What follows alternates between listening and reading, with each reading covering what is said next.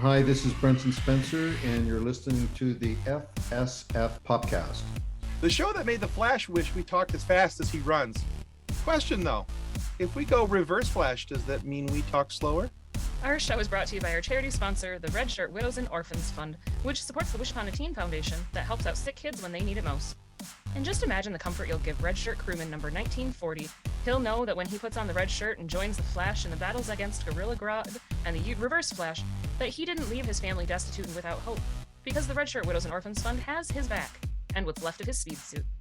All right, guys, our guest today is a longtime cinematographer, producer, and director. He's been involved with shows that you know and love, like CW's Flash, Stargate Atlantis, The Outer Limits, Rambo's First Blood, Friday the 13th, Jason Takes Manhattan, and I could keep going. His IMDb list is very impressive and quite long. But we are excited to welcome Brenton Spencer to the FSF podcast. Welcome to the show, Brenton. Thank you, Tim and Kathleen. It's a pleasure to be here. I've been looking forward to this. Thank you. Well, thank you. We'll see if you feel the same way in about a half hour. So far we haven't had many people change their mind, so... No, actually, I think our track record is pretty good as far as that's concerned, so we'll keep going. All right, so Brett, you've had a very distinguished career in the pop culture world, and it's allowed you to be part of many shows that, like I mentioned in the introduction, that we know and that we love. But one of the things that we like to do here on this show is that we're nerds, self-proclaimed nerds, and we love a good origin story, and we love to know what influences the guests that we're talking to that got them to be the person that they are now, and what got them into the industry and what keeps them going. So in the story of Brenton Spencer, what encouraged you to be part of the entertainment world? Well, I think the beginnings of that spark that led me to consider the film and television world was probably early on when I was a kid, influenced by cowboy movies. And we would all watch them in the neighborhood, and then we would go out in the streets and reenact them. Then we would reenact, war movies. And then later on, when the OG Batman hit the screen, and what would the TV screen? What would that be, around? I don't know, 64 or something. Mm-hmm. I mean, that blew our minds, because that was the kind of the first time, that camp, had been introduced to like really serious stuff, because Batman scared the crap out of me when I first came across Batman. So Batman, when I was a kid, my mom bought a typewriter through a classified ad, a used one, and I went to this. She appeared to be the oldest woman in the world. And she sold my mom this typewriter, and she said, my last boy went on, this is around 62, my last boy went off to university. Do you read comics? And she pointed to a box of comic books. Would you like those comics? Well, sure. And I picked up this box of comics, and we rode home on the bus. Now, up until that time, I'd been strictly a classic comic guy. So it was a reenactment of Robinson Crusoe or Oliver Twist, and I opened this. So these were Batman and some Superman.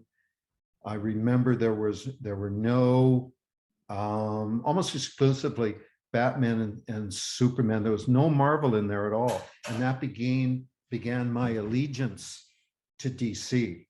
Now, remember, so you can imagine this treasure trove, and that kind of got me, and I don't even want to tell you what happened to them, but that got me into the darkness of, and the weight and the gravitas, and the fact that a hero can also have this anti-hero thing. And then out of nowhere comes this camp version of that, and my mind, it just opened my mind up to storytelling, and then we would write. We were working on a novel about whaling. We had never read Moby Dick or anything like that. So it began, the spark for me that influenced me was watching Westerns, playing cowboys and Indians, then watching war movies, which are essentially Westerns redesigned. Right. And I'm such a Western fan that I think that everything is essentially has a Western motif and structure to it. But that's just me reading into, a lot of stuff. I was then through writing and poetry, and I was accepted into a creative writing program at the University of British Columbia. And I was all in, and I was going to be a poet. Could you imagine? And then I was looking through the calendar. I realized that they had a film production. Oh, boom. And that was the beginning of the beginning for me, migrating over into film production. That Interesting. is so cool. All right. A great origin story. It is actually, yeah. And that just like borderline happenstance of the, hey, do you want this box of comic books? Sure. Yeah. Like, that's great. Oh, and I love the 1960s Batman. It is so much fun. It is. Yeah, it's that because it's up until then I had no sense of, and I'm talking about when I say me, then it's me and my peers. All these 10, 11, 12-year-olds running around. So all of a sudden we have a sense that there's something other than straight up film. There's pop culture. And pop culture kind of had its own rules, and it was an outlier, and it could be provocative, and it could be pie in your face kind of thing. And of course, around that time, Lichtenstein's, I became aware of his work, which had sort of, obviously that comic book kind of where you could see the printing dots on it. And then comics were popularized in his work, and you could see the balloons, like, oh my God, I left my baby at the shopping mall or whatever, whatever that kind of thing was. What's interesting for me about comics, once I got into the film business, and I started as an independent filmmaker, and then knew that I wanted to get into Hollywood mode of production. Started as an assistant, loading mags, banging the slate, pulling focus. Then now it's time to operate. And a buddy said, we've got a TV series going. A friend from university, he was way ahead of us. Would you like to operate? And I learned always to say yes, always to jump in and then figure it out later. Always to go for it, always to roll the dice, and never say no. But I realized I don't know anything about eye line. So where do I go to find out about how people look at each other? Because there's a traditional structure in TV and film at the time that you have a scene with people looking at each other. Well, those people have to always look right, we'll say, and everybody else, they have to look left. But I had never considered that. I was only worried about keeping them in focus, and pulling the knob. So I went back to comics and looked at the structure in comic books. And there was just the beginning of maybe the inkling, the very beginning perhaps of graphic novels. That would be, so this was around 1980, 81. But I just went to, I think, just straight up, I went back to Batman and just started looking, okay, they look this way, they look that way. That's cool. And then as I became, I went through different iterations of filmmaking and being a filmmaker and being a film worker until I had a new concept of eyeline, which is just throw it all out the window. What's the very best place to put the camera? Because I've learned, and I feel that that it's only about what the camera sees. It's all, and the camera, I mean, this may sound like 101 filmmaking, but that what the camera sees through that lens, that defines everything. And it's really, sentient in the sense that we can have our own judgment, but it's what the camera sees. And the camera sometimes the camera is a round peg that's put into a square hole. Mhm. And I think we as filmmakers, we have to always find the hole that the camera fits in naturally. And we have to take the time when we go on a set or when we go to locations, to hold hands with the camera in a sense, and like, where do you want to go? As if you're taking a child to, the fairground or to a museum, do you want to go in the art section or so listen, and which means just feel. Right. Yeah. Feel what the camera wants to see. That's cool.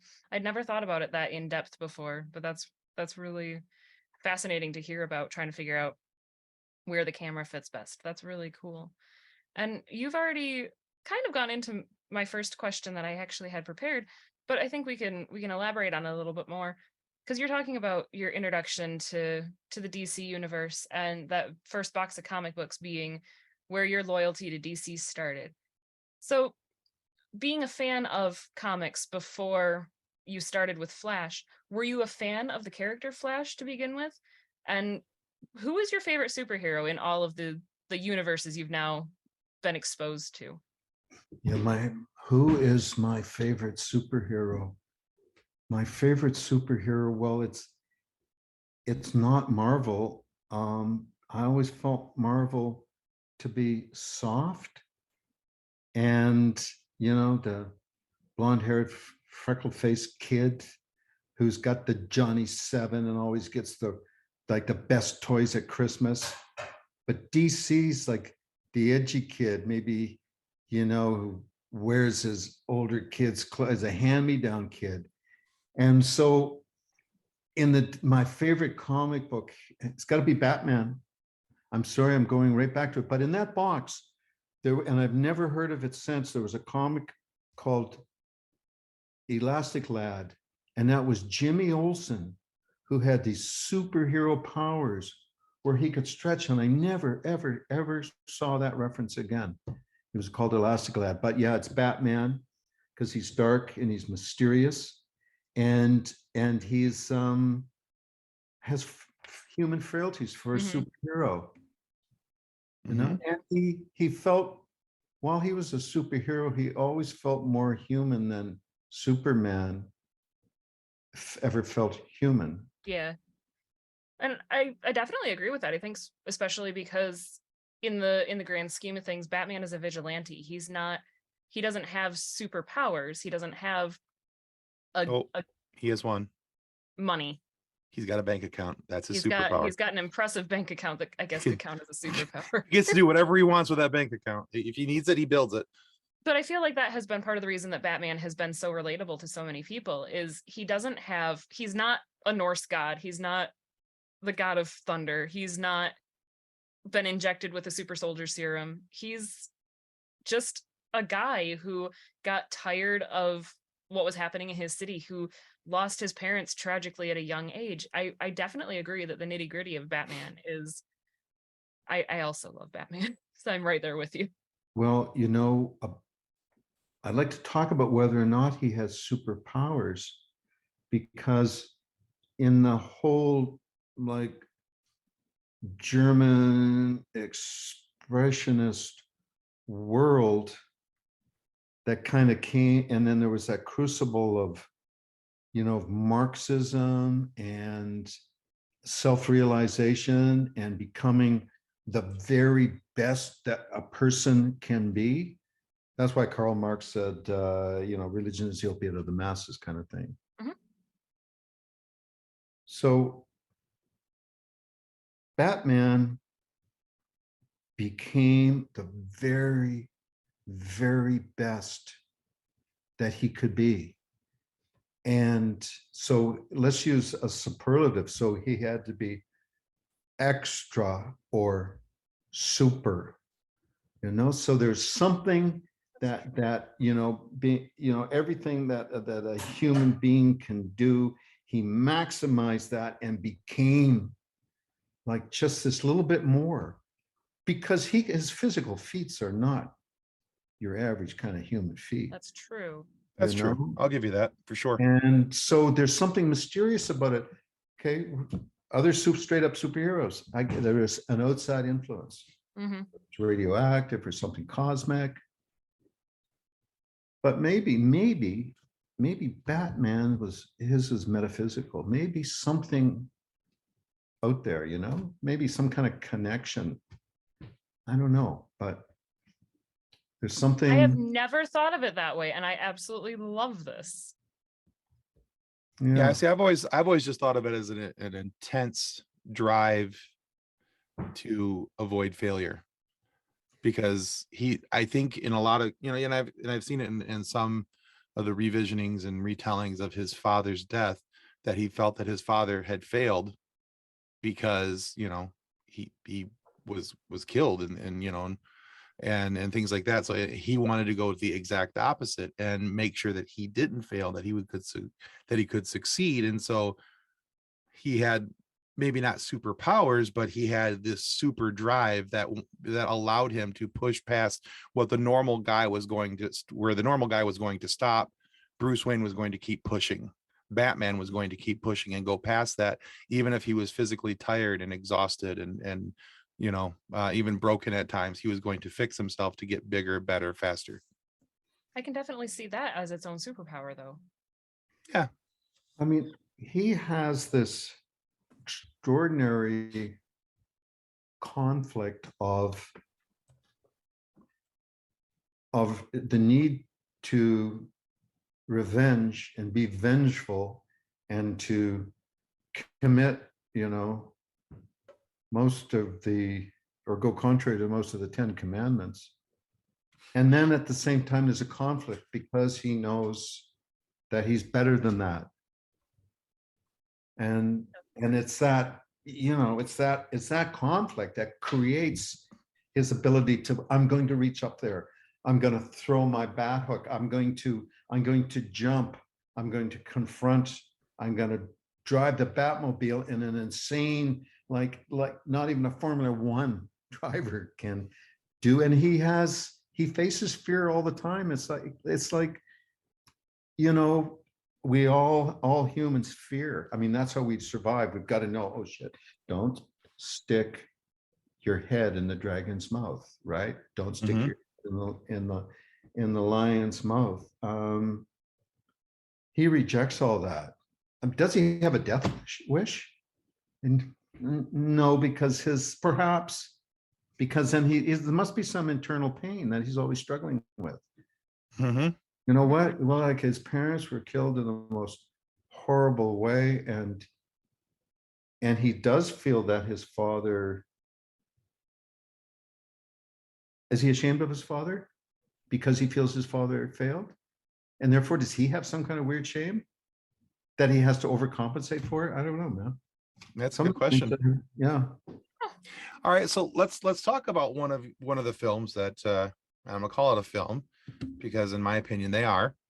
Back in 1995, you directed the music video for a song called Push by a band called Moist. Wow. And it was nominated for a Much Music and a Juno Award for the Best Alternative Music Video, which it ended up winning, I believe, the Much Music Award nomination in the process. So 2 things from this that I noticed. Number one, I was not familiar with the band Moist before this, which is odd to me because that was the type of music I was listening to in high school in 1995. So that should have been right up my alley, and I was surprised that I really enjoyed the song. So I've actually gone out and I've checked out a little bit more from the band.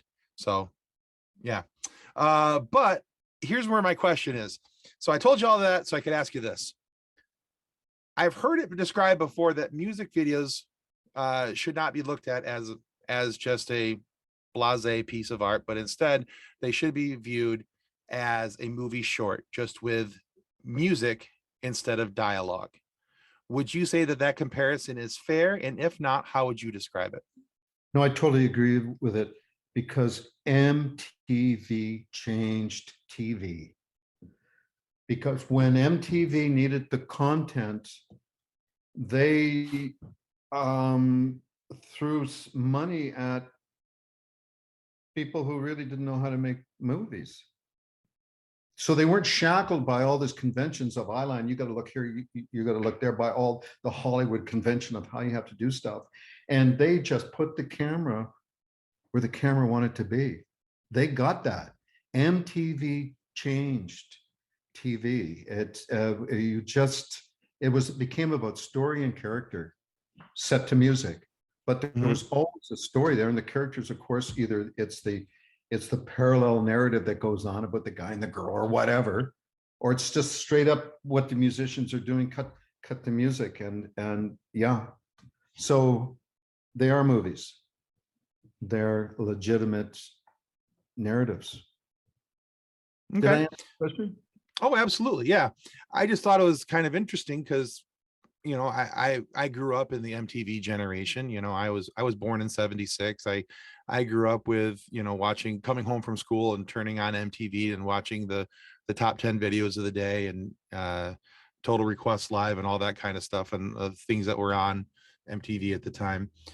So I personally always looked at them like little miniature movies for the most part. I mean, there were some that were just, you know, people were just doing something so they have a video of something, you know, for their song, something that they could, you know, use to promote their music.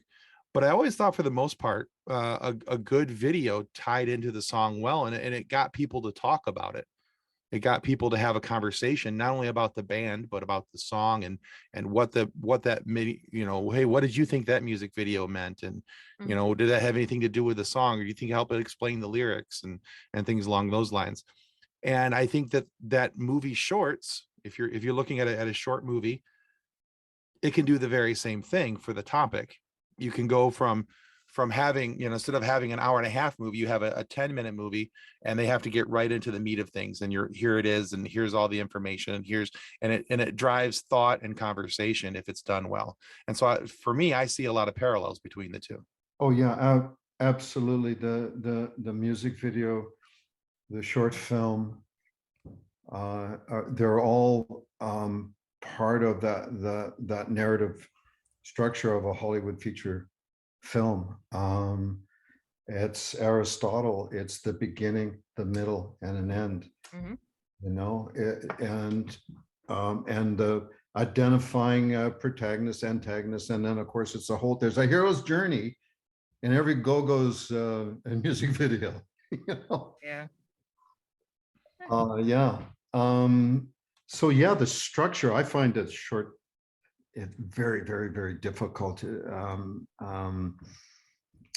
It'd be easier for me to do a feature film, I tell you, to write one, shoot one, than to shoot a short film with the kind of integrity that they require. Yeah. It's really distilled, and every frame, every close-up, every insert has to be 100%. You can't, and a longer form narrative will say 90 minutes, or TV 42 minutes and 40 seconds. You have an opportunity to build that.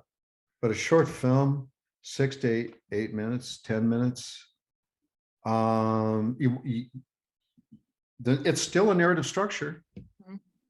You know, and maybe it doesn't have the subtext and the subtext, and, you know, the opportunity to you know, kind of narrative head fakes with red herrings and things like that, you know, to be Hitchcockian about it. But no, it's the short film has the same integrity as, you know, at the 40 feature film, or a TV or 90-minute feature film. Yeah. Just a difference in process and how you get into it. We grew up in Canada, when I went to movies when I was a kid. So I remember, I wanted to see Lawrence of Arabia. And I remember watching the news broadcasts the night before. My buddy and everybody, at that time, there's only one channel in our city. And they made a joke, Lawrence of Arabia, you better bring some water with you because this is a desert movie. So we brought lots of water, right? Because we thought it was going to be really hot for some reason. But at the very beginning, they would play God Save the Queen. and there was the length of God Save the Queen, I don't know what it is, a minute, and there was a film cut to Queen Elizabeth, her coronation and different things, and we'd all stand up and we'd all sing God Save the Queen. And then they would play O Canada. And so fish boats in the east, and logging and manufacturing, and the prairies, and then the mountains, and then the Pacific, and more fishing. We'd stand up and we'd sing O Canada to this short film that was cut to. And then there was always the short film before the main attraction, which was almost exclusively a National Film Board film, either a narrative, rarely an animation at that time, or a documentary. So from the youngest age of going to movies, about my first movie, I think I may have been 5, and that was, I was 5 with my sister, and it introduced to the short film. And it just seemed the most natural thing in the world. There are short movies, and then there's the main attraction, and there were usually two films, except for Lawrence of Arabia, which had a break in the middle of it. So I grew up with the short film, and this is totally legitimate. Yeah, this is a short film, and then there's going to be the feature.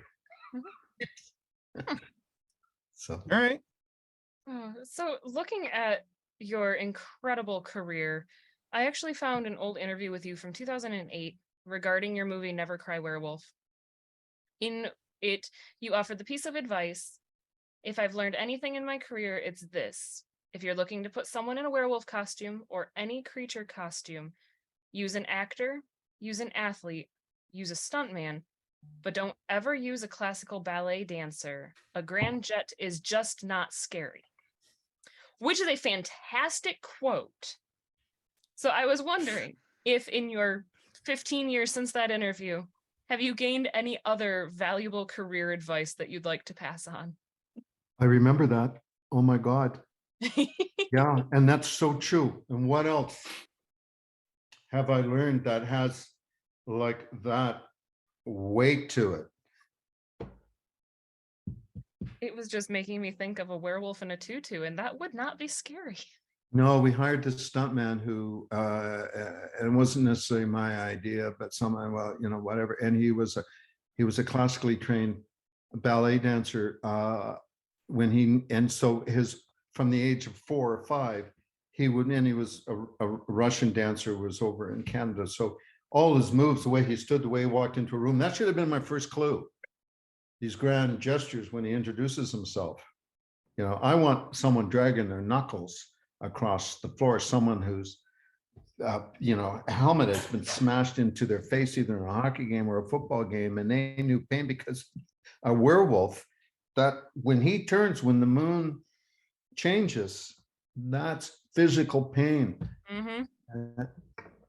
So what have I learned since then? I think I've really learned to let go and really trust. What I love is trust chance. If there's a mistake, if something happens, I allow I think what I've really learned is to embrace kismet, embrace mistakes, embrace if something doesn't work, a prop or something we've worked out with the choreography in a fight. Don't try to fight what the natural form of things. Go with it. And that's why I love the Johnny Depp in Ed Wood. There was a scene where one of the actors was trying to go through a doorway, but he was so big he bumped into the door. And I think the DP said, but Ed, he bumped into the wall and the wall moved. And Ed Wood said, well, he would do that.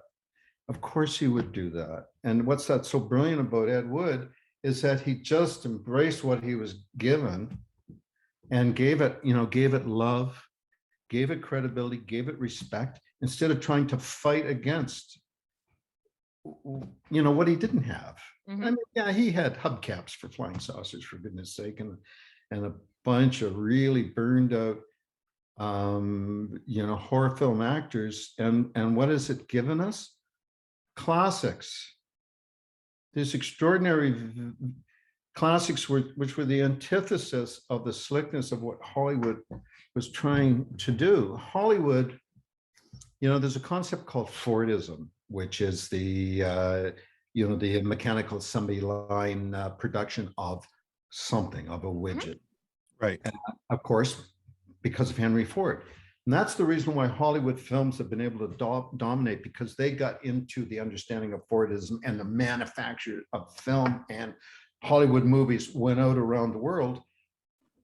In the 20s and 30s, prior to that, there were huge cinemas in every country: India, Morocco, of course, England, France, every country almost that I can think of in the world.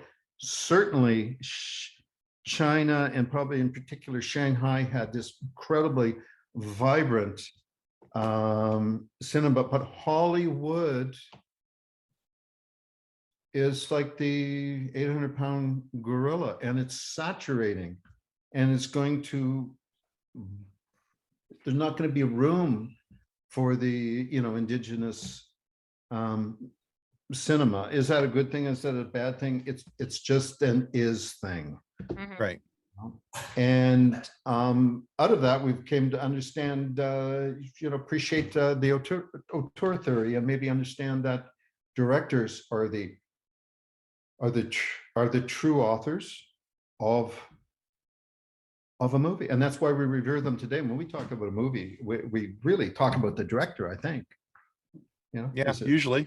Yeah. And who gave us that? Well, it was Hollywood just pouncing on everyone. And the French film theorist, that was his name, Andre Bazin, came up with that concept of, hey, wait a tick. These different directors, Howard Hawks in particular, I think he was attracted to, have a very specific style that's generating that. So, and then we revere, of course, Hitchcock, Spielberg. George Lucas is a complete outlier.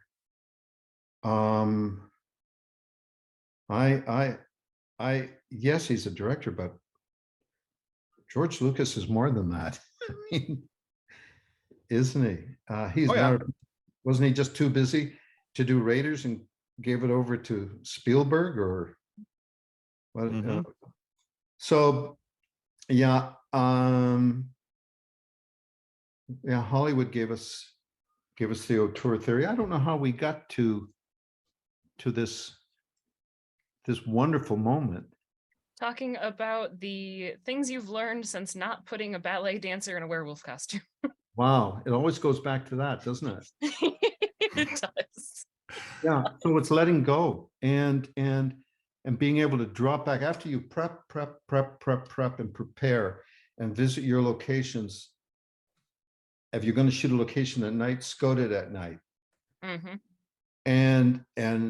And be ready and know your props, and know when you're going to need the rubber knife, the double, and the real knife for the close-up.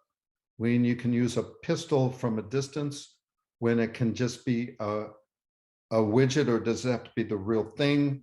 What kind of can we go with this bare bones location? Does it have to be a car, or can we be on a streetcar because we can afford that? So once you dissect that script and you're ready to go, and you know everything, and you know exactly how you're going to do it, you've got your shot list, just let it all go and go in there and be ready to accept the spirit of the location. And I don't mean the poltergeist of it, but I'm the feeling, the vibe, right, of everything coming together, and to be aware of that. And that means, as a director, you have to be in two places. You have to be up close with the camera, or now the monitor, right? Right. Very close. But at the same time, you have to have these two left side, right side brain going, where you're back and you're really wide and you're watching everything, and you're being aware of the pop fly or whatever kind of thing. So that's what I've learned, is to let go and to trust. Okay. Yeah, I was brought up in a very rigid system of filmmaking. Like I said, it wasn't until MTV came when you could be handheld, when you could be cool. And remember, the musicians, they didn't know from formal filmmaking, so they just knew from MTV. So they knew that the camera should go in really cool and interesting places. The camera should be alternative. All right. So, Brenton, we mentioned at the outset that you're known for being a cinematographer, a producer, and a director. Now, each one of those, we'll call them hats, has a distinctly different job on a film or a TV set, and what you're responsible for, how you maybe even approach your job and what you're doing. But out of those three, the ones that you are most often credited for, is there one of them that you prefer the most, the one that speaks to you most as an artist? Well, so I've produced, I've directed, and I've been a cinematographer, and I've experienced artful and artistry in all of those except producing. I've felt the rush and the endorphins of a beautifully lit scene and beautiful close-ups, and you know in your heart that this is as good as it gets, and that and you feel moved. When I direct, and I've been lucky enough to direct scenes, and I know that and I've given notes, and I know that the scene and the performances are artful. And I know that's at least one of my movies is artful, maybe even two, and they would be Never Cry Werewolf and certainly Crow's Nest. And Crow's Nest had one review in particular that I knew that this was artistry. I had one review which was, this is the best movie you've never seen. But the one that I hold out there was, I want the director to get cancer and die. And I thought, oh my God, I really moved this person. They really, really, really hate it. And that's good, because they felt in conflict. What was it? But there was some, and I directed that movie and I put it together and I moved this person. Wow. So, and producing, not so much, but I find it the most freeing. It's okay. You're not in the trenches, kind of. I like that. So Tim gets into our silly question next. Mine is a little bit silly as well, just getting toward that side of things a little bit with our interview. So as a group, with our third co-host, Nick, who's not with us right now, we recently started a group watch through of the Stargate franchise in more or less chronological order, partly for our own entertainment and partly because we've started it for our Patreon content. So looking at the fact that you worked on Stargate Atlantis, and I have been told that at some point in the Stargate watch through, we will get to Jason Momoa, which is the only reason I'm still going, as I was told that there will be Momoa at some point. So what was it like working on what has now become such a huge show, has become such a almost a cult classic of the sci-fi world? Working on Stargate Atlantis, the first time I stepped into the Atlantis Stargate, sat in the control room with the Stargate, you could feel this sense of mythology, the heritage of the mythology of Stargate, but this then new mythology. And that was episode 2 of season 1. The pilot had been shot. I came in on the second episode, mm-hmm. And you could feel this mythology that I've never really had never really experienced before. The depth of it, the gravitas, the weight, the adventure. That is Stargate Atlantis. The puddle jumping. Yeah, it's so you're faced with and experiencing a mythology, the making of a mythology. That's what's so powerful about Stargate Atlantis. I'm really looking forward to getting to Atlantis. We just started SG1. We're only 5 episodes into SG1. 4 episodes in, yeah.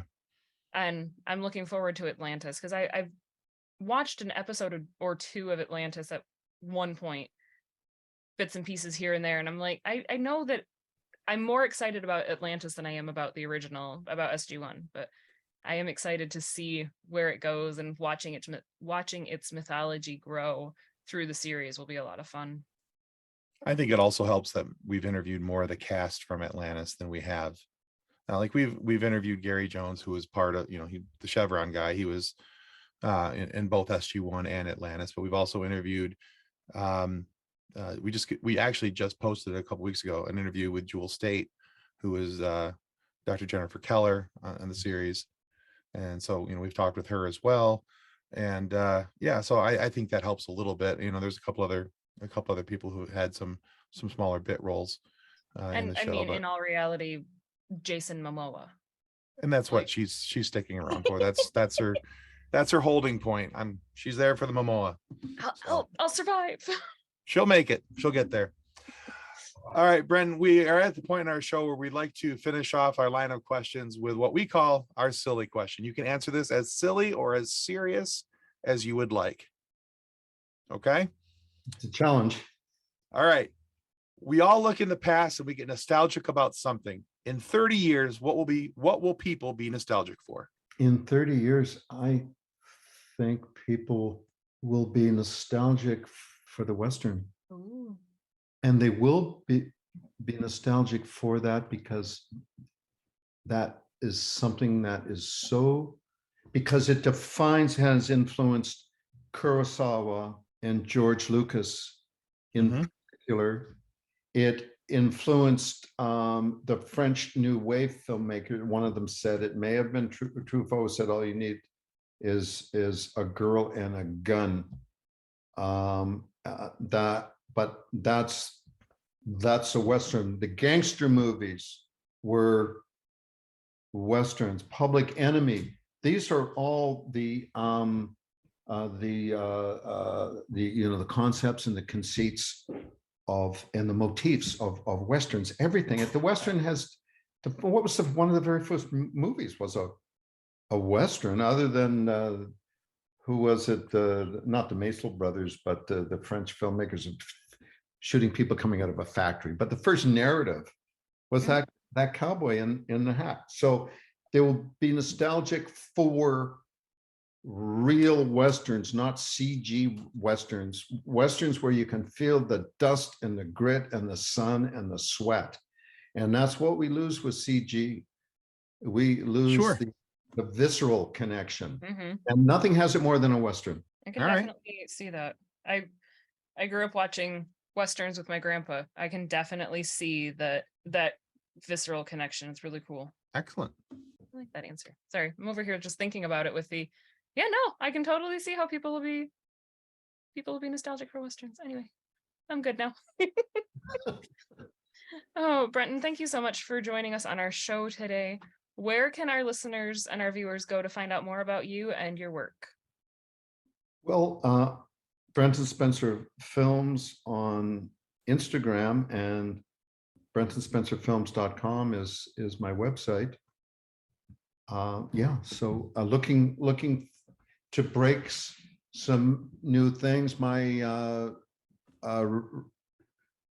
development partner, I can't call him my writing partner, but John Shepard, we've done so much work together, and we produced Crow's Nest, and at the time IFC wanted to do a franchise, wanted to do 4 more, so a series of 5, and John wrote, we beat out, and John wrote 2 scripts, but for various reasons it didn't happen, none of it being IFC's want or our ability to deliver. So that is what we are pursuing, and we are so hopeful that that's going to happen. Awesome. Let's look forward to that, folks, to maybe some of the best movies you will have seen, because Crow's Nest was called one of the best movies you've never seen. And And maybe we'll move people, but perhaps in a different way than some of them were moved in the first one. But well, let's hope so. Yeah. Awesome. Well, we will link your website and we will make sure that our viewers know what you've got coming, because you've got some cool stuff. You've got some really cool stuff coming. I'm excited. Yeah, thank you. This has been a great pleasure.